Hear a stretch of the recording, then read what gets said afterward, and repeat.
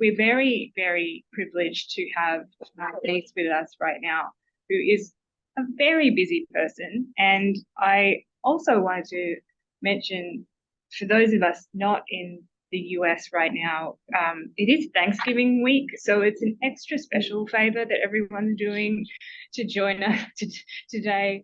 And I'm really grateful that we have the chance to extend this conversation to some of the work that Tamara's been doing. I haven't been introducing everybody, but I will take a moment to introduce Tamara, who is a senior researcher and project director of Data and Society's Algorithmic Impact Methods Lab. Before joining Data and Society, she was lead researcher at the Green Software Foundation and director of developer engagement on the Green Software team at Intel. I'm very, very grateful to have worked with Tamara on that team. And a little bit like me, she is also a former academic, and she was assistant professor of media studies and director of gender and sexuality studies at the University of San Francisco. And many of you will also know Tamara for her new book, Death Glitch, How Techno-Solutionism Fails Us in This Life and Beyond. It's all this incredible coverage of this book that Tamara's been doing, and I really recommend this book in terms of how it gets us to think about the sustainability of our digital lives and the infrastructure going into it. I've asked Tamara to give us a bit of a rundown of how much she's been doing over the last year in this area of sustainable and responsible AI. And we only have her for a short time. So Tamara, really the stage is yours, and we've given people plenty of reading material in advance of this. So either expand on that or tell us what you're up to now with Data and Society and what you'd like to be doing with the people on the line. Yeah, thank you, Mel, for that lovely introduction. And, honestly, so I prepared like 2 slides. One is just a basic list of the things that I have done this year that relate to this general question of sustainability and energy and technology. And it's honestly so I can keep track, because I mean, am I doing these things because I want to do them, or because precarity kind of forces one to take on a bunch of different jobs? And so I'm grateful for the opportunity to have done a lot of these projects, but obviously this is like, maybe a sign that I need a vacation. So I will share my thingy. Oh, weird. Let me see. Here we go. Okay. So my very basic, dead simple slideshow. So the first thing that kind of came out this year was the Linux Foundation Web3 and Sustainability report that Zane and I worked on together when we were both at Intel. And so that was a really exciting opportunity for us to kind of, with the cover of Intel and Linux Foundation, encourage a bunch of developers and other kind of stakeholders from all across the Web3 landscape. So, actually getting like Bitcoin mining companies in the room with like the really weird sort of activist fringy side of regenerative finance was super fun. And actually, so I think what we found is that, the stereotypes, that people have about people in Web3 or in crypto mining, right, would be, we have like the horrible like Bitcoin maxi kind of view of what that politics could be. But we were really interested in the people who kind of envisioned the work they were doing as being in some way connected to climate activism and sustainability work. And I'm sure, I'm sorry that I missed Zane's presentation because I've been dealing with childcare all day. But, it's something that Zane and I have obviously been talking about a whole lot. And so from there, this idea of sort of activist developers, that's very much connected also to the work that I was doing for the Green Software Foundation. So Green Software Foundation was part of the, really part of the team that Mel invited me onto at Intel, and two of our colleagues were very heavily involved with Green Software Foundation. In fact, Asim Hussain was the founder and is currently the executive director of it.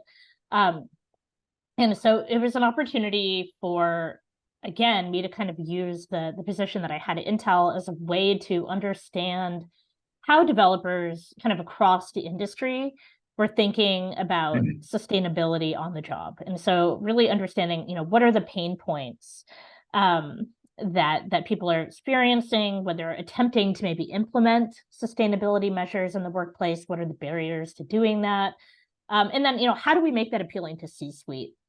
Because they always are going to care about the return on investment and the bottom line. And so how do you sort of write proposals and frame the need for attention to sustainability as being part of a business incentive?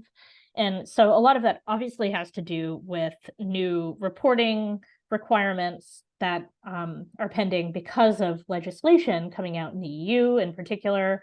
And so that's one part of it. And then there's also sort of the competitive nature of things like net zero and people kind of attempting to, at least through marketing, claim to be hitting certain metrics. And it was an interesting conversation because so much of the work at Green Software Foundation is really about measurement and what it is that you're calculating and how you know that you have the right tooling and that your measurement is accurate. But what's really interesting is that all of this focus on measurement and creating tools for measurement has not necessarily led to a reduction in emissions. And so I think, there's maybe a growing awareness, even within the sort of more techno-solutionist side of sustainable tech, is that, actually, it isn't enough to just kind of worry about the tools, and that you really need to change the culture. And actually, you need to, get rid of capitalism, right? Like, there's kind of like a growing awareness that, renewable energy is actually not infinite. So this whole idea that if we optimize the grid for the perfect time of day, and people are just, gonna train their AI, at the best time of day, that'll solve the problem, is totally not true. And then the problem of e-waste, which is also so important and something that is almost completely left out of these conversations that are so software oriented. And it's really, really strange because it's so obvious that if we're talking about sort of the full supply chain and thinking about the entire life cycle of technology development and deployment and sunsetting, that the infrastructures and devices and the material remnants are going to be a problem. And that, so at the beginning of the year, I did a couple of blog posts for AI Now that really focused on sort of the histories of activism and sort of workplace hierarchies. So what is that gap between kind of the imaginary of regulation or standards or tooling fixing everything, and then implementation? Like, what does it actually look like on the ground? And then how is it intersecting with activism and collective action? And grassroots organizing and coalitions of people who actually are not just within tech. So thinking about, the need for sort of cross supply chain solidarity and really having a global view of what is possible. And so in that report, I draw a lot on sort of different histories of organizing in the tech industry and beyond. So I was looking at the Silicon Valley Toxics Coalition, and from the 1980s and 1990s, and also the work of the Lucas Plan in the UK, and really thinking about different groups that pushed for a really massive kind of structural shift in how technology was being used, and really thinking about how it intersects with things like immigration rights and gender and race and all of the other things that are so important when we're thinking about justice in the framework of environmental or climate justice, and not just sort of thinking about sustainability or greenness as something that can be disconnected from that. And then it's so lovely to have Anne here right now from Critical Carbon Computing Collective. So a group of us have really been involved with kind of trying to create a number of documents that, you know, are going to be for general audiences and that are really kind of explaining the problem of this like techno-solutionist approach to sustainability in the ICT industry, but bringing a really like historical and ethnographic and also a, you know, kind of artistic, I would say, and very designy